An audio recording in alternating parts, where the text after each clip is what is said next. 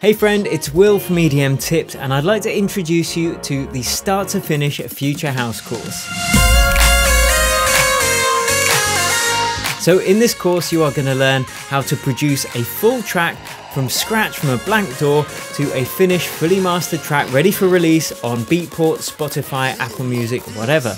I've been producing dance music for over 20 years. I've hit the top 10 in Beatport and the #1 spot in Juno and Track It Down. And I've also helped thousands of music producers just like you up their music production game over the last few years. The track we're going to be working on is a future house track in the style of Don Diablo, but the production techniques and the composition techniques that you're going to learn can be applied to any genre of dance or popular music. So I'm going to show you under the hood, give you the presets I use, give you the samples I use, show you the plugins I use and how I use them, and it's all available for you when you grab this course today.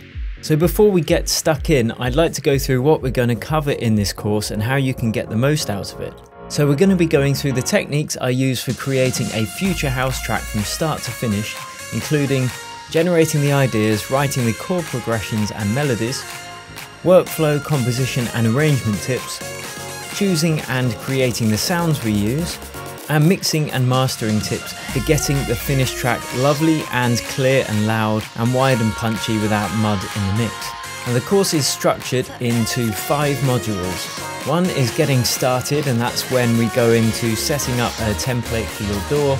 The second module covers idea generation and writing the chord progressions and melodies and whatnot. Now the third one covers the sound design and the selection of sounds that we use. The fourth is all about mixing, and that's quite a big module. And the fifth module is where we cover the mastering chain and getting at that track to sound lovely and loud and comparable to the other music that you hear on the radio or on Spotify or wherever. And then I've thrown in some bonuses as well, which include the actual project files that I've used to do this start to finish course, all the samples and presets I used, and then in case you don't have Ableton Live, I've also exported all the audio stems so you can use them to mix along in your own DAW. Now whilst this course is created in Ableton 10, it's just as useful for anyone using Logic Pro or FL Studio, or in fact any DAW, because it's the processes that matter, and you don't even need expensive third-party plugins. Every part of this process can be done with the stock plugins in the DAW that you already use.